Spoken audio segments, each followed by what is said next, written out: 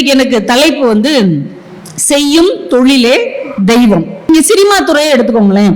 கமலஹாசன் இருக்கிறார் இல்லையா, அவருடைய அர்ப்பணிப்பு வேற யாருக்குமே இருக்காது. ஆச்சரியமாக இருக்கும். அவர் தான் ஒரு பேட்டியில சொன்னார், நான் நடிகனாக இல்லாமல் பரமக்குடியில் மாடு மேய்க்கிறவனாக இருந்தால் கூட இவனை போல் ஒருவன் மாடு மேய்க்க முடியாது என்கின்ற அளவுக்கு நம்பர் 1 மாடு மேய்க்கிறவனா இருப்பேன் அப்படின்னார். எந்த வேலையா இருந்தாலும் அதை நேசிச்சு செய்யணும். சூப்பர் ஸ்டார்னு ரஜினி சாரை சொல்றோம். அவர் கண்டக்டரா இருக்கும் போது டிரைவரா இருந்தார்ல ராஜ் பகதூர், அவர் சொல்றாரு, இன்னைக்கு தான் உங்க பார்வைக்கு அவர் சூப்பர் ஸ்டார். அவர் நடிக்கவே வராட்டி கூட அவர் டிக்கெட் கிடிச்சு கொடுக்கிற ஸ்டைல்லையே அவர் எங்க பஸ்ல உள்ள எல்லாருக்குமே சூப்பர் ஸ்டாராகத்தான் இருந்தார் என்று அவர் சொல்லுகிறார். அவர் சூப்பர் ஸ்டாரா ஆகல, கண்டக்டரா இருக்கும் போதே சூப்பர் ஸ்டாரா தான் இருந்திருக்கிறார். நீங்க எந்த வேலையில் இருந்தாலும் அதை நேசிக்கிற, அதை உயிர்ப்போடு நடத்துகிற ஒரு அர்ப்பணிப்பு இருந்தால் நாம அந்த தொழிலின் உச்சத்துக்கு வர முடியும். அதனாலதான் சலங்கை ஒளின்னு ஒரு படத்துல கமலஹாசன் ஒரு பரதநாட்டிய கலைஞரா இருப்பார் இல்லையா, அந்த படத்துல கடைசி காட்சியில இறந்து போயிடுவார். இறந்து போய் அவர் அந்த நாற்காலியில வச்சு அப்படி கொண்டுட்டு போகும்போது அந்த படம் முடியும். எந்த படம் முடிஞ்சாலும் என்ன போடுவாங்க, தி எண்ட் அப்படித்தானே போடுவாங்க. ஆனால் அந்த திரைப்படம் முடியும் போது, இன்னொரு தடவை நீங்க பார்க்க வாய்ப்பு கிடைச்சா பாருங்க, அந்த திரைப்படம் முடியும் போது Salangai Oli no end for any art அப்படின்னு முடியும். No end for any art, எந்த கலைக்கும் முடிவு என்பதே இல்லை என்று அந்த வார்த்தை வரும். அது அந்த படத்துக்கான வார்த்தை அல்ல, கமலஹாசன் என்கின்ற அர்ப்பணிப்பு உணர்வு உள்ள ஒரு கலைஞனுக்கு சொல்லப்பட்ட ஒரு வார்த்தையாகவே அதை நாம் எடுத்துக்கொள்ளலாம். எந்த துறையில் இருந்தாலும் அதை பார்க்கிற விதம் இருக்கிறது இல்லையா. அடிமை பெண் அப்படின்னு ஒரு படம், எம்ஜிஆர் அவர்கள் நடித்த படம். அதுல அசோகன் அவர்களுக்கும் எம்ஜிஆர் அவர்களுக்கும் ஒரு சண்டை காட்சி இருக்கும். அது ஒரு ஆச்சரியம் பாருங்க. அசோகன் அவர்களுக்கு ஒரு கால் இருக்காது, ஒரு கால் இல்லாத அவர் இவர் கூட சண்டைக்கு வருவார். ஒரு செகண்ட் யோசிப்பார் எம்ஜிஆர். டக்குன்னு என்ன பண்ணுவாரு, இவர் ஒரு கால் இல்லாம நம்ம கூட சண்டை போட வர்றாரு, நாம 2 காலோட சண்டை போட்டா அது அறம் இல்லை அப்படின்ட்டு ஒரு காலை மடிச்சுக்கிட்டு அவர்கிட்ட சண்டை போடுவார். ஒரு சினிமா தானங்க, ஒரு சினிமாவில் வருகிற சண்டை காட்சி என்றால் கூட அதில் மனிதம் இருக்க வேண்டும், அற உணர்வு இருக்க வேண்டும் என்று சொல்லி கொடுத்தது நம்முடைய தமிழ் சினிமா என்பதை நாம மறந்து விடக்கூடாது. ஒரு சினிமா கூட இந்த மாதிரி அர்ப்பணிப்பு உணர்வோடு சொல்லும் போது ஒரு நல்ல வழிகாட்டியாக நமக்கு இருக்கிறது. நீங்க ரொம்ப நாளைக்கு முன்னாடி நம்ம சின்னவங்கள இருக்கும் போதெல்லாம் சில படங்கள் பார்த்திருப்பீங்க. வா ராஜா வான்னு ஒரு படம் பார்த்திருக்கீங்களா? அதுல மாஸ்டர் பிரபாகர்னு ஒருத்தர் நடிச்சிருப்பார். நிறைய திரைப்படங்கள் அவர் அப்ப நடிச்சிருந்தாரு. நிறைய படம், நம்ம இரு கோடுகள், எங்க மாமா, பாமா விஜயம் படத்துல எல்லாம் அவர் நடிச்சிருப்பார். பாமா விஜயம் படத்துல வரவு 8 செலவு 10 பாட்டுல அந்த கிருஷ்ணன் மாதிரி புல்லாங்குழல் வாசித்துக்கிட்டு 2 பிள்ளைங்களோட அந்த பையன் வருவார். அந்த வயசுல அவருக்கு நிறைய படங்கள் வர ஆரம்பிச்சிட்டு இருக்குது. அப்புறம் வளர வளர என்ன ஆகுது, அவருக்கு படங்கள் குறைய ஆரம்பிக்குது. நிறைய இந்த குழந்தை நட்சத்திரமா நடிக்கிறவங்களுக்கு இது ஒரு பெரிய பிரச்சனை. குழந்தையா இருக்கிற வரைக்கும் வாய்ப்பு கிடைக்கும், வளரும் போது அவங்களுக்கு வாய்ப்பு இல்லாம போயிடும். இப்ப வளர வளர வாய்ப்பு குறைஞ்சுக்கிட்டே இருக்குது. இப்ப இவருக்கு என்ன செய்ய அப்படின்னு தெரியல. எப்படி நம்ம வாழ்க்கையை நடத்தி போக முடியும் அப்படின்னு யோசிக்கும் போது அவர் நடிச்ச ஒரு படத்துல இரு கோடுகள் அப்படிங்கிற படம் தொடங்கும் போதே ஒரு காட்சி வருமா, அதுல ஒரு கோடு போட்டுட்டு இதை அழிக்காம எப்படி சின்ன கோடை ஆக்குறது அப்படின்னு ஒரு கேள்வி இவர் கேட்க, ஜெயந்திங்கிற நடிகை என்ன பண்ணுவாங்களாம், பக்கத்துல ஒரு பெரிய கோடு போட்டுட்டு இப்ப அது சின்ன கோடு ஆயிடுச்சு இல்லையா, ஒரு கோடை சின்னதாக்கணும்னா பக்கத்தில் பெரிய கோடு ஒன்றை போட வேண்டும் அப்படின்னு சொல்ற காட்சியை பார்க்கிறார் இவர். உடனே முடிவு எடுக்கிறார், இந்த துறை ஒருவேளை இல்லாமல் போகும் என்றால் பக்கத்துல ஒரு பெரிய கோடு போட்டாதான் நாம வாழ முடியும் என்று உடனே தன்னுடைய வேலையை மாற்றிக்கொண்டு டி நகர் இருக்கு இல்லையா, அங்க ஸ்வஸ்திக் டிஜிட்டல் அப்படின்னு ஒரு ஜெராக்ஸ் கடையை ஆரம்பித்து இன்னைக்கு ஓஹோன்னு அவர் வாழ்ந்துட்டு இருக்கிறார். இன்னைக்கு அவருக்கு நிறைய வயசு இருக்கும். அப்போ தன்னுடைய சினிமாவில் இருந்தே, தான் நடித்த ஒரு காட்சியிலிருந்தே தன்னுடைய வாழ்க்கைக்கான ஒரு பாடத்தை கற்றுக்கொள்ள முடியும் அப்படிங்கிறது தான் அந்த சினிமா நமக்கு கற்றுக் கொடுக்கிற ஒரு பெரிய விஷயம். ஒரு குட்டி கவிதை ஒண்ணு படிச்சேன்.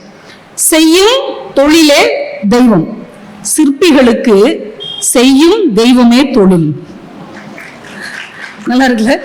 நம்ம எல்லாருக்கும் செய்யும் தொழிலே தெய்வம், சிற்பிகளுக்கு மட்டும் செய்யும் தெய்வமே தொழில். ஒரு வித்தியாசமா இருக்குல்ல. காசி ஆனந்த ஒரு கவிதை எழுதுவாரு, குப்பை தொட்டி. அந்த கவிதைக்கு தலைப்பு குப்பை தொட்டி. அலுவலகத்தில் வேலை பார்ப்பவனுக்கு இது குப்பை தொட்டி, குப்பை அழுபவனுக்கு இதுதான் அலுவலகம். இல்ல, அவனுக்கும் ஒரு வாழ்க்கை இருக்குல்ல, அதுதானே அவனுக்கு அலுவலகம், அந்த குப்பை தான் அவனுக்கான சம்பளம். அதே மாதிரி சிற்பிகளுக்கு அவங்க செய்யற தெய்வம் தான் அவங்களுக்கு தொழில். நான் ஒரு யோசிச்சு பார்த்தேன், கோவிலுக்குள்ள இருக்கிற கல்லை சிற்பமாக அவர்கள் மாற்றி இருக்கிறார்கள், அது நமக்கு தெய்வமாக இருக்கிறது. அந்த கல் இருக்கு இல்லையா, அந்த பாறையில இருந்துதான் அந்த கல்லை எடுக்கிறாங்க. அந்த கல் எத்தனை அடி வாங்கியிருக்கும்? ஒரு முகத்தை செய்யும் போது மூக்கு ஒரு 3000 அடி வாங்கியிருக்குமா? கண்கள் ஒரு 2000 அடி வாங்கியிருக்குமா? அந்த வாயை செதுக்கும் போது ஒரு 2000 அடி வாங்கியிருக்குமா? ஒரு முகத்தை செதுக்குவதற்குள்ளாகவே அந்த கல் கிட்டத்தட்ட 10,000 அடிகள் வாங்கியிருக்கும். இத்தனை அடிகளை ஒரு கல் தாங்குமானால் அது நிச்சயமாக கடவுளாக மாறத்தான் கூடும். அவ்வளவு அழகான சிந்தனை இல்ல? அது வெறுமனே கடவுளை நாம நினைக்கல. எத்தனையோ பாறைகள் இருக்கும்போது, எத்தனையோ கற்கள் இருக்கும்போது, இந்த கல் மட்டும்தான் இத்தனை அடிகளை நான் தாங்கிக் கொள்ளுகிறேன் என்று உறுதியாக நின்றது. இத்தனை அடியையும் ஒரு கல் தாங்க முடியும் என்றால் அது நிச்சயமாக கடவுளாக மாறும். அப்ப நாம வாங்குகிற அவமானம், நாமல் படுகிற துயரங்கள், நாம வாங்குகிற அடிகள், இதை தாண்டி நாம ஜெயிக்க முடிந்தோம் என்றால் நாமும் வாழ்க்கையில அவ்வளவு பெரிய உயரத்துக்கு போக முடியும் என்பதைத்தான் செய்யும் தொழிலே தெய்வம் என்று கூட நம்முடைய பெரியவர்கள் சொன்னார்கள். அப்ப செய்கிற தொழிலை அர்ப்பணிப்போடு நாம செய்தோம் என்றால் அதிலிருந்து ஒரு தெய்வம் நிச்சயமாக எழக்கூடும். அல்லது அந்த தெய்வத்துக்கு நிகராக நாம் கொண்டாடப்படுவோம் என்பதற்காகத்தான் அப்படி சொல்லி இருக்கிறாங்களோ அப்படின்னு கூட நம்ம இதை எடுத்துக்கலாம். எங்க சங்கரதாஸ் சுவாமிகள் நாடக கலைகளின் தந்தைன்னு சொல்றோம்ல, சங்கரதாஸ் சுவாமிகள், அவரு தூத்துக்குடி பக்கத்துல ஒரு நாடகம் போட்டிருக்கிறாங்க. அப்ப எல்லாம் கிராமத்துல விடிய விடிய நாடகம் நடக்கும். மக்களுக்கு அவ்வளவு நேரமும் இருந்தது, பொறுமையும் இருந்தது, ரசனையும் இருந்தது. சாதாரண படிக்காத மக்கள் விடிய விடிய உட்கார்ந்து நாடகம் பாக்குறாங்க. அதிகாலை நேரம் அவர் யமதர்மன் வேஷம் அன்னைக்கு போட்டிருக்கிறார். அதிகாலை ஒரு 4 மணி 4:30க்கு அங்க இருக்கிற ஒரு வீட்டுக்கு, அப்ப எல்லாம் வீட்டுக்கு வெளியில தான் கிணத்தடி எல்லாம் இருக்கும், போய் முகம் கழுவலாம், அந்த வேஷத்தை கலைக்கலான்னு ஒரு 4:30 மணிக்கு ஒரு வீட்டுக்கிட்ட போய் கிணத்தடியில நின்றுருக்காரு. அப்போ காலையில எஞ்சி தூத்து தொளிக்கிறதுக்காக தண்ணி எடுக்க வந்த ஒரு கர்ப்பிணி பெண் இவரை திடுக்குன்னு பார்த்த உடனே நிஜமாவே யமதர்மன் வந்துட்டான் போலன்னு அலறி அடிச்சு மயங்கி விழுந்து இறந்தே போயிடுச்சு. இதனால் அதிர்ச்சி அடைந்த சங்கரதாஸ் சுவாமிகள் இனிமே வாழ்க்கையில திருமணமே செய்து கொள்ள மாட்டேன் என்று முடிவெடுத்து கடைசி வரைக்கும் திருமணமே செய்து கொள்ளாமல் தன்னை இந்த நாடக உலகத்துக்கு அர்ப்பணித்திருக்கிறார். ஒரு கலையை எந்த அளவுக்கு அவர்கள் உள்வாங்கி இருந்தால் இப்படியெல்லாம் முடிவெடுக்க முடியும்? மிகச்சிறந்த நாதஸ்வர வித்வானாக இருந்த காரக்குறிச்சி அருணாச்சலம் இருக்கிறார் இல்லையா, அவங்களாம் அன்னைக்கு அவ்வளோ டாப் 1, நிறைய அவங்களுக்கு பணம்லாம் சம்பளமா கொடுப்பாங்க, ரொம்ப சிறந்த கலைஞர்கிறதுனால. அவர்கிட்ட கேட்கறாங்க, இது வரைக்கும் நீங்க வாங்கினதுலயே நிறைய சம்பளம்னு, பெரிய சன்மானம் அப்படின்னு எதை சொல்வீர்கள் என்று கேட்டபோது காரக்குறிச்சி அருணாச்சலம் சொன்னார், ஒரு ஊர்ல நான் நாதஸ்வரம் வாசித்து கொண்டிருக்கும் போது ஊர் மக்கள் எல்லாருமே ஆச்சரியமாக ரசித்து கேட்டுக்கொண்டிருந்தார்கள். அந்த மரத்தடியில உட்கார்ந்து இருந்த ஒரு மனநலம் பாதிக்கப்பட்ட மனிதர் தான் பாக்கெட்ல இருந்து 50 காசு எடுத்து என் கையில கொடுத்துட்டு அவர் ஆட்டுக்கு போனார். அந்த 50 பைசா தான் நான் வாங்கினதுலயே அதிகமான சன்மானம் அப்படின்னார். தான் யார் அப்படிங்கிற ஒரு உணர்வு கூட இல்லாத ஒரு மனநலம் பாதிக்கப்பட்ட மனிதரின் மனதை இந்த இசை உலுக்கி இருக்கிறது என்றால் அதுதானே உண்மையான ஊதியம். எந்த அளவுக்கு நம்முடைய கலைஞர்கள் வாழ்ந்திருக்காங்க பாருங்க. அவருக்கு குருன்னு சொல்லக்கூடிய திருவாவடுதுறை ராஜரத்ன பிள்ளை அவர்கள், அவர் நிறைய விருது வாங்கியிருக்கிறார். இந்தியாவின் மிகச்சிறந்த விருது எல்லாம் வாங்கியிருக்கிறார். நீங்க வாங்கினதுலயே மிகப்பெரிய விருது எது அப்படின்னு கேட்ட போது அவர் சொன்னார், ஒரு கோவில் உற்சவத்தின் போது நான் வாசித்து கொண்டு போகிறேன், பின்னாடி தேர் வருகிறது, நான் அப்படியே மக்கள் எல்லாம் கேட்டுட்டு மயங்கி வர்றாங்க, பக்கத்துல இந்த கேஸ் லைட் பிடிச்சிட்டு ஒருத்தர் வருவார் இல்லையா, அந்த மனிதர் அந்த லைட்டை தூக்கி போட்டு பிடிச்சி சபாஸ் கொன்னுட்டாயா அப்படின்னு சொன்ன அந்த ஒரு வார்த்தை தான் இதுவரைக்கும் நான் வாங்கியதிலே பெரிய விருது. என்னங்க, பெரிய ஜனாதிபதி இவங்க எல்லாம் விருது கொடுத்திருக்காங்கல்ல, அது பெருசு இல்லையா? அவங்க என்ன என் இசையை கேட்டாங்க, கொடுத்தாங்க. இங்க இருந்து யாரோ பரிந்துரை செய்தார்கள், அவங்க விருது கொடுத்தார்கள். ஆனால் இவன் பக்கத்தில் இருந்து ரசிச்சு சொன்னான் பாத்தீங்களா ஒரு வார்த்தை, அதுதான் எனக்கு மிகப்பெரிய விருது என்று அந்த மாமனிதர் சொன்னார். ஒரு தடவை மைசூர் அரண்மனையில ஒரு வாசிக்க போயிருக்கிறார். அங்க உள்ள ராஜா இவரை வாசிக்கிறதுக்காக கூப்பிட்டிருக்கிறார். பிரமாதமா வாசித்திருக்கிறார். மைசூர் ராஜா அப்படியே அசந்துட்டார், என்ன ஒரு வாசிப்பு அப்படின்னு. ரொம்ப விலை உயர்ந்த பொருட்கள் எல்லாம் ஒரு வெள்ளித்தட்டில் எடுத்து வச்சு தன் பக்கத்துல இருந்த திவான் கையில கொடுத்து இத பிள்ளை அவர்களுக்கு கொடுங்கள் அப்படின்னு உடனே திவான் இறங்கி வர்றார். இப்ப பிள்ளை அவர்கள் சொல்றார், தவிழ்காரரே அந்த பரிசை நீங்கள் வாங்கி கொள்ளுங்கள் அப்படின்னார். டக்குன்னு அரசனுக்கு புரிஞ்சிச்சு ராஜாவுக்கு, ஒரு இசையை உண்மையாக உணர்ந்திருந்தால் அந்த கௌரவத்தை நாம தான் கொடுக்க வேண்டும் என்பதை இவர் இப்படி உணர்த்துகிறார் என்று படக்கும் திவான் கிட்ட இருந்து அவர் வாங்கிட்டு போய் இந்தாங்க நீங்கள் பெற்றுக்கொள்ளுங்கள் சொன்ன உடனே பிள்ளை அவர்கள் பெற்றுக்கொண்டார்கள்.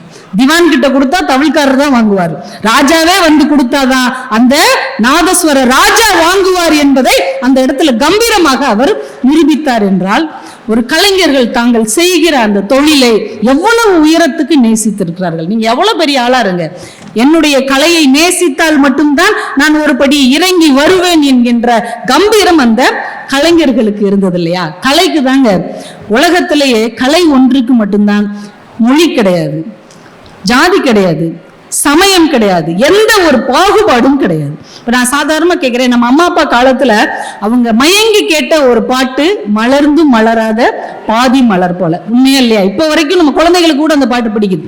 இந்த ஒரு பாட்டு நம்முடைய தமிழர்களுடைய தேசிய கீதம்னு கூட சொல்லலாம். இந்த ஒரு பாட்டை கேட்டா நம்ம ஒரு ஸ்டன் ஆகி அந்த காலகட்டத்துக்கே போயிடுவோம். இந்த பாட்டை இசையமைச்சவர் யாரு? MS விஸ்வநாதன். அவர் எந்த ஊருக்காரரு? கேரளாக்காரர், மலையாளி. இந்த பாட்டு எழுதினவரு கண்ணதாசன், நம்ம ஊருக்கார், நம்ம தமிழ்நாட்டுக்காரர். பாடின TMS சௌராஷ்டிராக்காரர், பாடின P சுசீலா தெலுங்குக்காரங்க. இந்த ஒரு பாடலில் 4 மொழி கலந்திருந்தாலும் கூட இது நம் வாழ்க்கையின் முழுமைக்கும் கலந்திருக்கிறதை நம்மால் மறுக்க முடியுமா?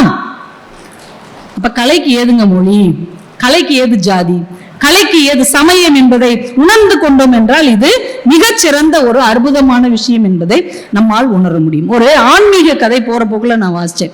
ஒரு ஆன்மீக கதை. ஒரு சீடன் குரு கிட்ட கேட்கிறான், பக்தரை தேடி இறைவன் வருவானா வரமாட்டானா? பக்தன்னா இறைவனை தேடி போகணுமா? பக்தனை தேடி இறைவனே வரணும்னா என்ன செய்யணும் அப்படின்னு கேட்கிறான்.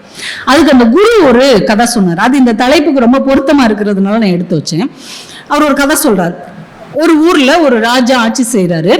ஒரு கிராமத்துல இருக்கிற ஒரு இளைஞனுக்கு ராஜாவை பார்க்கணும்னு ரொம்ப ஆசை. ஒரு தடவை இப்ப நம்மளும் யாராவது பெரியவங்க வந்து அவங்க ஒரு தடவையாவது பார்த்து செல்ஃபி எடுக்கணும், அவங்க கிட்ட ஒரு கையெழுத்து வாங்கணும்னு ஆசைப்படுறோம்ல, அது மாதிரி ராஜாவை ஒரு தடவையாவது நேர்ல சந்திக்கணும்னு அவனுக்கு ரொம்ப ஆசை. அவன் தலைநகருக்கு போய் பார்க்கறான். கூட்டம் அவ்வளோ வரிசையில நிக்குது. இவனும் 1 நாள் 2 நாள் வரிசையில நின்று பார்க்கறான். இவனால முடியல. ஆனா அந்த வரிசையில நிக்கிற மனிதர்கள் ஒரு தண்ணி இல்லாம சாப்பாடு இல்லாம ரொம்ப சிரமப்படுறாங்க. சரி, இவ்வளவு சிரமப்படுறாங்களேன்ட்டு அவங்களுக்கு தண்ணி கொடுக்குறான், சாப்பாடு கொடுக்குறான். எல்லாரும் அவனுக்கு நன்றி சொல்றாங்க. இவனுக்கு ரொம்ப சந்தோஷமா இருக்கு. இதையே நம்ம மக்களுக்கு செய்வோமேட்டு ஊர்ல எல்லாருக்கும் சாப்பாடு கொடுக்கறது, நன்மைகள் செய்யறது, நல்ல காரியம் செய்யறது, மரம் நடுறது, இந்த மாதிரி சமூகத்துக்கான சேவைகளே செய்ய ஆரம்பிச்சுட்டே இருந்துட்டான். மக்கள் அவனை கொண்டாடிக்கிட்டே இருந்தவனே ராஜாவை பார்க்கறதே மறந்துட்டான். இதுவே நமக்கு நல்லா இருக்குது பண்ணிட்டு எல்லாருக்கும் நல்லது செஞ்சுட்டு இருக்கிறான். இப்ப இவனுடைய புகழ் ராஜா வரைக்கும் போயிடுச்சு. இப்படி ஊர்ல ஒரு பையன் எல்லாருக்கும் ரொம்ப நல்லது செய்யறானா, அவன் செய்யற எல்லா காரியமே நற்காரியங்களா இருக்கு. அப்படியா, சரி, இப்படி ஒரு பையனை நம்ம போய் பார்க்கணுமே அப்படின்னு ராஜா கிளம்பி அவனை பார்த்து வாழ்த்து சொல்லி அவன் கூட கை குலுக்கிட்டு இப்படிதான் இருக்கணும் அப்படின்ட்டு போனாராம். இவன் ராஜாவை பார்க்கறதுக்கு போறாருன்ற காலம் போய் இவன் செய்த நற்காரியங்கள் ராஜாவை அவனை பார்க்க இழுத்து வந்தது இல்லையா? இந்த குரு சீடன் கிட்ட சொல்றார், நீ உன்னுடைய காரியங்களை, நீ உன்னுடைய வேலையை மிகச்சரியாக செய்து இந்த சமூகத்துக்கு பலன் உள்ளதாக மாற்றினால் நீ இறைவனை தேடி போக வேண்டாம், இறைவன் உன்னை தேடி வருவான். அதுதான் செய்யும் தொழிலே தெய்வம் என்று நம்ம பெரியவர்கள் சொன்னார்கள். நம்ம செய்கிற வேலைதான் இறைவனுக்கு சமமானது என்பதை நாம் உணர்ந்து கொண்டோம் என்றாலே இந்த வாழ்க்கை ரொம்ப அழகானதாக உன்னதமாக நம்மளால் மாற்ற முடியும். ஆனா அதுக்கான கவனம் நம்மிடம் இருக்க வேண்டும். ஐன்ஸ்டீன் இந்த சார்பியல் கோட்பாடு அவர் கண்டுபிடிச்சப்போ நிறைய மேடைகள்ல அவரை பேசுவதற்கு, நிறைய இடங்கள்ல அவரை பேசுறதுக்கு கூப்பிட்டுருக்காங்க. கார்ல அவரும் டிரைவரும் போயிட்டே இருப்பாங்களாம். நிறைய மேடையில ஒரே விஷயத்த பேசி பேசி பேசி போர் அடிச்சிருச்சு அவருக்கு. ஒரு நாள் டிரைவர்கிட்ட சொல்றாரு, எப்பா ஒரே விஷயத்தை எத்தனை மேடையில தான்ப்பா பேசுறது, செம போர் அப்படின்னு இருக்காரு. டிரைவர் சொல்லியிருக்காரு, நீங்க பேசுறது எனக்கே மனப்பாடம் ஆயிடுச்சு, அப்ப உங்களுக்கு எவ்வளவு போர் அடிக்கும் அப்படின்னு அப்ப பேசுறது அப்படியே சொல்லி காமிச்சிருக்கான். அசந்துட்டாரு. எப்ப நீயே நல்லா பேசுறியப்ப, இந்த மேடையில நீ பேசுற எனக்கு பதிலா, அவங்க என்னை நேரில் பார்த்ததே கிடையாது, கிட்டத்தட்ட உன் தலையை கலைச்சு விட்டா என்னை மாதிரி தான் இருப்ப, நீயே போய் பேசிருன்னு இவர் மாதிரி உட்காந்துக்கிட்டார் டிரைவர் சீட்டுக்கு. டிரைவர் பின் சீட்டுக்கு வந்துட்டார். இப்ப நேரம் அங்க போனோடனே ஐன்ஸ்டீன் தான் நினைச்சு டிரைவரை கூட்டு போயிட்டாங்க. மேடையில கம்பீரமா டிரைவர் பேசுறாரு, இப்படித்தான் நான் இதை கண்டுபிடிச்சேன், அதை கண்டுபிடிச்சேன், அப்படியாகும் இப்படியாகும், ஆச்சா புச்சா அல்லக்கா புள்ளக்கான்னு பேசிக்கிட்டு இருக்கிறார். ஆச்சரியப்படுறாரு ஐன்ஸ்டீன், நம்மளை கூட நல்லா பேசுறானப்பா அப்படின்னு உட்காந்து பின்னாடி உட்காந்து கேட்டுட்டு இருக்காரு. திடீர்னு ஒருத்தர் குபீர்னு எந்திரிச்சு, ஐன்ஸ்டீன் இதுல ஒரு டவுட் அப்படின்னு கஷ்டமான ஒரு கேள்வியை கேட்டார். ஐன்ஸ்டீனுக்கே பதட்டம் ஆயிடுச்சு, சுச்சு இது என்ன பண்ண போறான் அப்படின்னு. டிரைவர் கொஞ்சம் கூட அசரவே இல்லை. பட் என்ன கேள்வி கேட்டீங்க, இன்னொரு தடவை கேளுங்க. இன்னொரு தடவை அந்த சந்தேகம் கேட்டுக்காரு. இதெல்லாம் ஒரு சந்தேகமா? இந்த சந்தேகத்துக்கெல்லாம் பதில் என் டிரைவரே சொல்லுவான். இப்ப அங்க வாப்பா நீ சொல்லு. டிரைவர் சொல்லியிருக்கிறார். டிரைவரா இருந்து ஐன்ஸ்டீன் சொல்லியிருக்கிறார். அப்ப எந்த வேலையில இருந்தாலும் அதை அந்த புரிந்து கொள்ளுகிற உணர்வு இருக்கு இல்லையா, அது ரொம்ப ஆச்சரியமானது. புரிந்து கொள்ள முடியலன்னு வைங்க, அது மாதிரி அபத்தம் உலகத்துல எதுவுமே கிடையாது. வெள்ளக்கார காலத்துல அவங்க ஒரு மிலிட்ரி ஆபீஸ்ல 2 மிலிட்ரிக்காரங்க ஒரு பெஞ்சுக்கு பக்கத்துல காவலுக்கு நின்றுருக்காங்க. இந்த பக்கம் ஒருத்தர், இந்த பக்கம் ஒருத்தர், நடுவில் ஒரு பெஞ்ச். புதுசா ஒரு மிலிட்ரி ஆபீசர் வர்றாரு. இது என்ன, இந்த பெஞ்சுக்கு 2 பேர் காவல் காத்துட்டு இருக்கீங்க, என்ன பிரச்சனை? இல்ல, இதுக்கு முன்னாடி இருந்த ரெஜிமெண்ட் கேப்டன் இப்படி எங்க 2 பேரும் நிக்கணும்னு சொல்லியிருக்கிறாரு. எப்ப சொன்னார்? அது 50 வருஷத்துக்கு முன்னாடி இருந்து இதை ஃபாலோ பண்ணிட்டு இருக்காங்க. அப்படியா, இது எதுவும் சரித்திர புகழ் பெற்ற பெஞ்ச் போல அப்படின்ட்டு அவருக்கு இவர் போன் பண்றாரு. ட்ரங்க் கால் ஃபுட் பண்ணி, கேப்டன், அந்த ஒரு பெஞ்சுக்கு 2 பேரை காவலா போட்ட சொல்லி நீங்க சொல்லி இருந்திருக்கிறீங்க, 50 வருஷமா அது நடந்துகிட்டு இருக்குது. அந்த பெஞ்சோடைய சிறப்பு என்னன்னு சொன்னீங்கன்னா அதை எழுதி அதுல நாங்க போட்டுருவோம், எல்லாருக்கும் புரியும்ல. அவர் கேட்டிருக்காரு, ஏன்பா அந்த பெஞ்சில போட்ட பெயிண்ட் இன்னுமாப்பா காயாம இருக்கு அப்படின்னு இருக்காரு. பெஞ்சில பெயிண்ட் அடிச்சிருக்காங்கன்னு சொல்லி 2 பேரை காவலுக்கு நிக்க சொல்லிட்டு அவர் போயிட்டாரு. காலமா 2 பேர் நின்றுட்டே இருந்திருக்காங்க. அது ஏதோ ஒரு பாரம்பரியம் மாதிரி நின்றுட்டே இருந்திருக்காங்க. இப்போ ஒரு வேலையை ஏன் செய்யறோம், எதுக்கு செய்யறோம், அதற்கு பின்னால் இருக்கிற பின்னணி என்னன்னே தெரியாம அப்படியே ஈயடிச்சாங்காப்பி மாதிரி செய்கிற மனிதர்கள் தான் அதிகமாயிக்கொண்டே இருக்கிறார்களே தவிர, இந்த வேலையில நம்முடைய கவனம் என்ன, இதை நாம எப்படி செய்யணும் என்கின்ற ஆத்மார்த்த உணர்வு உள்ளவர்கள் இன்றைக்கு குறைந்து கொண்டே போகிறார்கள். அப்படிங்கிறது தான் நாம இன்னைக்கு உணர்ந்து கொள்ள வேண்டிய ஒரு கட்டாயத்துல இருக்கிறோம். எழுத்தாளர் சுஜாதா அவர்கள் கவனம் குறித்த கவனம் அப்படின்னு ஒரு கட்டுரை எழுதினார். அதுல ஒரு 3 சம்பவம் சொன்னார். அதுல ஒண்ணு சொல்றேன். ஒரு எழுத்தாளர்களாக கூடிய ஒரு இலக்கிய கூட்டத்துக்கு சுஜாதா அவர்கள் பேச போயிருக்கிறார். சங்க இலக்கியத்திலிருந்து சமகால இலக்கியம் வரைக்கும் அவருக்கு தலைப்பு. தொல்காப்பியத்திலிருந்து இன்னைக்கு இருக்கிற புதுக்கவிதை வரைக்கும் அவர் ரொம்ப அழகா ப்ரிப்பேர் பண்ணி கிட்டத்தட்ட 1 hour பேசியிருக்கிறார். அவர் சிறந்த பேச்சாளர் கிடையாது, ஆனாலும் கூட அன்னைக்கு நல்லா தயார் பண்ணி அவருக்கே திருப்தி ஏற்படுற அளவுக்கு பேசியிருக்கார். பேசிட்டு இன்னைக்கு நல்லா பேசிட்டோம், எல்லாரும் நம்மளை கண்டிப்பா பாராட்டுவாங்கன்னு நினைச்சு இறங்கி வந்திருக்கிறார். ஒரு மூத்த எழுத்தாளர் வேகமா வந்து ஒரு கையை பிடிச்சிக்கிட்டு, சுஜாதா உங்க பேச்சு முழுசா கேட்டேன். உடனே இவருக்கு, அப்பா நம்மளை பாராட்ட போறாரு, ஏதாவது முக்கியமான இடத்த சொல்ல போறாரா, சொல்லுங்க முழுசா கேட்டேன். 1 மணி நேரம் பேசுனீங்க, ஆனா ஒரே உங்களுக்கு மூச்சு வாங்கிக்கிட்டே இருக்குது, உங்களுக்கு வீசிங் ப்ராப்ளம் இருக்கா அப்படின்னு கேட்டிருக்காரு. சுஜாதா எழுதுறாரு, நான் 1 மணி நேரம் பேசினேன், அவர் என் பேச்சை கவனிக்கவில்லை, 1 மணி நேரமும் என் மூச்சை மட்டும் தான் கவனித்திருக்கிறார் அப்படின்னு எழுதினார். நாம எல்லாரும் எல்லாவற்றையும் கவனிக்கிறோம், ஆனால் எதை கவனிக்க வேண்டுமோ அதை நாம் மறந்து விட்டோம். ஒரு இளைஞன் ரோட்ல போயிட்டு இருக்கிறான், ஒரு கார் அவனை அடிச்சு தட்டிட்டு போயிடுச்சு. உடனே அடிச்சிருச்சு போலீஸ் ஸ்டேஷன்ல போய் சொல்றான், பொறுப்பே இல்லாம ஒரு கார் என்னை அடிச்சுட்டு போயிடுச்சு. எப்ப அந்த காருடைய கலர் தெரியுமா? தெரியாது. அந்த காரோட நம்பர் தெரியுமா? தெரியாது. அது என்ன மாடல்னா தெரியுமா? தெரியாது. இப்ப எதுவுமே தெரியலன்னா எப்படிப்பா கண்டுபிடிக்கிறது? ஏதாவது கவனிச்சியா? ஆமா கவனிச்சேன், அந்த காரை ஒரு பொண்ணு ஓட்டிட்டு போச்சு, அந்த பொண்ணு ரொம்ப அழகா இருந்துச்சு, அது மஞ்சள் கலர்ல படிச்சேல கட்டி இருந்துச்சு. எதை கவனிக்கணும் அதை கவனிக்கல, எது தேவையில்லையோ அதை அந்த இளைஞன் கவனிச்சிருக்கிறார். இந்த கவனம் குறித்த கவனம் மட்டும் நம்மிடம் கவனமாக இருந்தால் வாழ்க்கையில் நாம செய்கிற எல்லா வேலையும் மிகச் சிறப்பாக முடியும் என்பதை நாம புரிந்து கொள்ள வேண்டும். சம்பந்தம் இல்லாததெல்லாம் உட்கார்ந்து கவனிக்கிறது, நமக்கு எது தேவை, எது நம்மை உயர்த்தக்கூடியது என்பதில் நம்ம கவனம் செலுத்தினாலே பாதி பிரச்சனை முடிஞ்சிடும். 20ஆம் நூற்றாண்டுல ஒரு மனநல மருத்துவர் ஒருத்தர் ஒரு புக் எழுதியிருக்கிறார். விக்டர் பிராங்கல் அப்படின்னு அவருக்கு பேரு. மனிதனின் தேடல், வாழ்வின் அர்த்தம் அப்படின்னு ஒரு புத்தகம் எழுதியிருக்கிறார். அவர் ஹிட்லர் காலத்துல அவருடைய அந்த யூத வதை முகாம்ல இருந்திருக்கிறார். எல்லா சித்திரவதையும் அனுபவிச்சிருக்கிறாரு. ஏதோ ஒரு பை லக்கு தப்பிச்சு வெளியே வந்தவர் மனநல மருத்துவராக இருக்கிறாரு. இந்த புத்தகத்தை எழுதுறார். இந்த புத்தகத்துல அவர் ஒரு சம்பவம் சொல்றாருங்க. மானுடர்கள் ஒவ்வொருவரும் கற்றுக்கொள்ள வேண்டிய ஒரு மிகப்பெரிய தத்துவம். ஒரு நாள் நைட் அவர் தூங்கிட்டு இருக்கிறார். ஒரு 12:30 மணிக்கு அவருக்கு ஒரு ஃபோன் கால் வருது. என்னடா இந்த நேரம் யார் ஃபோன் பண்றாங்க? எடுத்தா எதிர்முனையில ஒரு பெண் பேசுறாங்க. டாக்டர், என் பேர் இது, நான் தற்கொலை பண்ணிக்கலான்னு முடிவுல இருக்கிறேன். இவருக்கு ரொம்ப அதிர்ச்சி ஆயிடுச்சு. ஏம்மா, என்னம்மா பிரச்சனை, சொல்லு, உன் வயசு என்ன, ஏன் உனக்கு இப்படி ஒரு தூண்டுதல் வந்ததுன்னு அவர்கிட்ட பேசுறார். அந்த பொண்ணு தன்னுடைய கதையை பூரா சொல்லி அழுகுது. கிட்டத்தட்ட ஒரு 2 மணி நேரம், எனக்கு யாருமே இல்லை, என்ன எல்லாரும் கைவிட்டுட்டாங்க, நான் வாழ்றதுல அர்த்தமே இல்லைன்னு இப்படி அழுது தன்னுடைய கதையை 2 மணி நேரம் சொல்லுது. அவ்வளோத்தையும் அவர் பொறுமையா கேட்டுட்டு, மனித வாழ்க்கைங்கிறது வாழ்றதுக்கு தான்ப்பா, சாகிறதுக்கு கிடையாதுன்னு இவர் ஒரு 5 நிமிஷம் ஆறுதலா பேசி ஒரு மன தைரியத்தை கொடுத்திருக்கிறார். இவர் பேச்சை கேட்ட உடனே அந்த பொண்ணு, டாக்டர் நான் கண்டிப்பா தற்கொலை பண்ணிக்கிட மாட்டேன், அந்த எண்ணத்தை நான் கை விட்டுறேன் அப்படின்னு சொல்லி போனை வச்சிருச்சு. இவருக்கு ரொம்ப சந்தோஷம். ஒரு 3 மாசம் கழிச்சு ஒரு நிகழ்ச்சியில இவர் கலந்துக்கிட போயிருக்கிறார். திடீர்னு ஒரு பொண்ணு முன்னாடி வந்து, டாக்டர் நான் யாரு தெரியுதா அப்படின்னு. யாருமா தெரியலையே, 3 மாசம் முன்னாடி நைட்டு 12:30 உங்களுக்கு போன் பண்ணி தற்கொலை பண்ணிக்க போறேன்னு சொன்னேன்ல, அது நான் தான். என்னம்மா நீயா? ஆமா. நல்லா இருக்கியா? நல்லா இருக்கேன், நான் வாழ்க்கையில இனிமே தற்கொலையே பண்ண மாட்டேன், அந்த எண்ணமே என்கிட்ட இல்ல. சூப்பர்மா, எப்ப உனக்கு இந்த ஐடியா வந்தது? உங்ககிட்ட பேசினதுக்கு அப்புறம் தான். அவருக்கு ரொம்ப இன்னும் மகிழ்ச்சி ஆயிடுச்சு. அவங்ககிட்ட ஒரு 4 விஷயம் சொன்னேன்ல, எந்த விஷயம் உன் மனசுக்கு அப்படி ஒரு தைரியத்தை கொடுத்துச்சுன்னு சொல்லு, நான் மத்தவங்ககிட்ட எல்லாம் சொல்லுவேன்ல. நீங்க சொன்ன எந்த விஷயமும் எனக்கு தைரியத்தை தரல, நீங்க சொன்ன எந்த விஷயமும் என் மனசை மாத்தல. இவருக்கு அதிர்ச்சி ஆயிடுச்சு. பிறகு எதுமா உன் மனசை மாத்துச்சு? டாக்டர், நைட்டு 12:30 மணிக்கு யாருன்னே தெரியாத உங்ககிட்ட 2 மணி நேரம் நான் என் கதையை சொல்லியிருக்கிறேன். பொறுமையா கேட்டீங்க இல்லையா? அப்பதான் எனக்கு புரிஞ்சிச்சு, யாரோ ஒரு மனுஷி துன்பப்படுகிறாள் என்றால் அவள் சோகத்தை கேட்பதற்கும் ஒரு செவி எங்கே ஒரு மூலையில் இருக்கும் என்கின்ற நம்பிக்கையை நீங்கள் அன்றைக்கு கொடுத்தீர்கள். நான் சொல்ல சொல்ல ஊன்னு கேட்டீங்க பாருங்க, பொறுமையா கேட்டீங்க பாருங்களா. அந்த குணம்தான், அந்த கணம்தான் இப்படி ஒரு மனிதன் நம் குறையை கேட்க இருக்கிறான் என்றால் இன்னொரு மனிதனுக்கு அப்படிப்பட்ட செவியாக நாம் இருக்க வேண்டும் என்று நான் முடிவு செய்தேன். இனி நான் தற்கொலை செய்து கொள்ள மாட்டேன். நீங்க நல்லா யோசிச்சு பாருங்க. ஒரு மிகப்பெரிய வாதம் ஒரு மனிதர்களை மாற்ற முடியாமல் கூட போகலாம். ஆனால் அமைதியாக கேட்கக்கூடிய செவிகள் ஒரு மனிதனுக்கான ஆறுதலாக நிச்சயமாக அமையும். அதனால் தான் செவி இருப்பவர்கள் கேட்க கடவுது என்று கடவுளே சொல்லி இருக்கிறார்.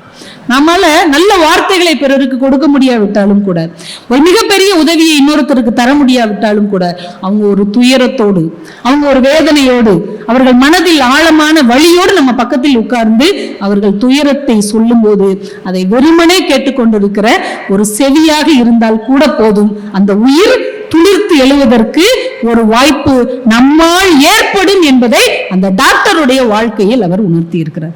டாக்டர்னா ஊசி போடுறது மட்டும் இல்ல, ஃபீஸ் வாங்குறது மட்டும் இல்ல, மாத்திரை தர்றது மட்டும் இல்ல, மற்றவருடைய காயங்களை அமைதியாக உட்கார்ந்து கேட்பதும் கூட என்று அந்த மனிதர் தன்னுடைய வாழ்க்கையில் குறிப்பிட்டிருக்கிறார். நாம் அப்படி எத்தனை பேருக்கு இருக்கிறோம்? யாரா வந்தா என்ன சொல்லுவோம்? வந்துட்டான், 1.5 மணி நேரம் புலம்பி தீத்துருவான், இடத்த காலி பண்ணிடும் போத வந்தவொடனே போன் எடுத்துட்டு ஆமா ஆமா அப்படின்னு நினைச்சு போயிருவான். தெரியுமா, எனக்கு நிறைய வேலை இருக்கு. ஏன்? அவன் உங்ககிட்ட காசு பணமா கேட்டான், உங்க சொத்தை எழுதி தர சொல்லி கேட்டாங்க அந்த பொண்ணு. அவங்களுடைய துயரத்தை கொஞ்ச நேரம் சொல்வதற்கான ஒரு ஆறுதலை கூட நம்ம சொல்ல முடியவில்லை என்றால் இந்த வாழ்வின் என்ன அர்த்தம் இருக்கிறது? அந்த புத்தகத்துக்கு பேரே வாழ்வின் அர்த்தம் என்றுதான் அவர் எழுதியிருக்கிறார். நம்ம வாழ்க்கையில ஒரு அர்த்தம் இருக்க வேண்டும் என்றால் யாராவது ஒருத்தருக்கு இப்படி ஒரு சின்ன உதவியாவது நாம் செய்ய வேண்டும். நான் ஒரு நடந்த சம்பவம் 2-3 வருஷத்துக்குள்ள உள்ளது நான் வாசிச்சேன். ஜார்க்கண்ட் அப்படின்னு ஒரு மாநிலம் இருக்கு இல்லையா, அங்க ஒரு சின்ன நகராட்சி. அந்த நகராட்சியில ராஜ்புரா அப்படின்ற ஒரு ஊருடைய நகராட்சியில இந்த துப்புரவு பணி செய்வாங்கல்ல, துப்புரவு பணி செய்யற ஒரு அம்மா, அவங்களுக்கு சுமித்ரா தேவின்னு பேரு. அவங்களுக்கு 60 வயசு. நம்ம சொன்னோம்ல, வேலை ஓய்வு பெறுகிற வயது 60 வயசு. அவங்களுக்கு ஒரு சின்ன பிரிவு உபச்சார விழா. துப்புரவு பணியாளர்கள் ஒன்றும் பெரிய கொண்டாட்டம் பண்ண மாட்டாங்கல்ல. 30 வருஷம் அவங்க அந்த மாதிரி ரொம்ப சின்சியரா வேலை பார்த்துருக்குறாங்க. எந்த முக சொலிப்பும் இல்லாம அந்த வேலையை நல்லா செஞ்சதுனால அவங்களுக்கு அங்க ஒரு சின்ன பாராட்டு விழா நடத்திட்டு இருக்கிறாங்க. அதுக்கான ஏற்பாடெல்லாம் நடந்துட்டு இருக்கு. திடீர்னு அந்த மேடையெல்லாம் ரெடி பண்ணி ஆட்கள்லாம் வர்ற நேரத்துல பீகார்ல இருந்து ஒரு கலெக்டர் திடீர்னு அந்த அரசாங்க கார் வீண் சத்தம் போட்டுட்டு வருது. என்னன்னு பார்த்தா கலெக்டர் வந்து மேடையில உட்கார்றாரு. இந்த விழாவுக்கு கலெக்டர் வந்திருக்கிறாருன்ட்டு எல்லாம் பதட்டமாகறாங்க. கொஞ்ச நேரம் கழிச்சு பார்த்தா அந்த ஏரியாலே இருக்கிற பெரிய டாக்டர் அவர் வந்து கார்ல வந்து இறங்கி அவர் வந்து உட்கார்றாரு. ரயில்வே இன்ஜினியர் ஒருத்தர் வந்து உட்கார்றாரு. திடீர்னு அந்த விழா ஒரு பெரிய மேடையாக மாறுகிறது. எல்லாரும் அந்த அம்மாவை பத்தி பாராட்டி பேசிட்டு கலெக்டர் அவர்கள் எதிர்பாராத விதமா அந்த விழாவுக்கு வந்திருக்கிறாங்க, அவங்கள பேச வேண்டும் என்று அன்போடு கேட்கிறோம்னு கலெக்டர் வந்து பேசுறாரு. இன்னைக்கு இந்த பாராட்டு வாங்குகிற சுமித்ரா தேவி அம்மாள் ஒரு நகராட்சி துப்புரவு பணியாளர். 30 வருஷமும் இந்த வேலையை தன் உயிராக நேசித்தவர். அவங்களுக்கு 3 ஆம்பளை பசங்க. இந்த வேலையை அவங்க செஞ்சு அந்த 3 பிள்ளைகளையும் கடுமையாக உழைத்து படிக்க வைத்தார். அதுல ஒரு பையன் ரயில்வே இன்ஜினியரா இருக்கார், இன்னொரு பையன் டாக்டரா இருக்கிறார், இன்னொரு மகன் கலெக்டராக உங்கள் முன்னால் பேசிக்கொண்டிருக்கிறான் சொல்லிட்டு அடுத்த வாரத்தை சொன்னார். நாங்களாம் இவ்வளவு பெரிய நிலைமைக்கு வந்துட்டோம்ல, இனிமையாவது இந்த வேலையை நீ விட்டுருமான்னு சொன்னும் போது எங்க அம்மா சொன்னாங்க, இந்த பணிதான், இந்த தொழில் தான் நீ கலெக்டர் ஆவதற்கும், இவன் டாக்டர் ஆவதற்கும், இவன் இன்ஜினியர் ஆவதற்கும் ஊதியத்தை தந்தது. இந்த தொழிலை கடைசி வரைக்கும் செய்து விட்டுத்தான் ஓய்வு பெறுவேன் என்று எங்க அம்மா சொன்னாங்க. ஒரு வேலையை எவ்வளவு அர்ப்பணிப்பு உணர்வோடு நேசிப்பது என்பதை நான் எங்கள் அம்மாவிடமிருந்து கற்றுக்கொண்டேன் என்று சொன்னார். இது இந்த மண்ணில் நடந்த ஒரு சம்பவம்.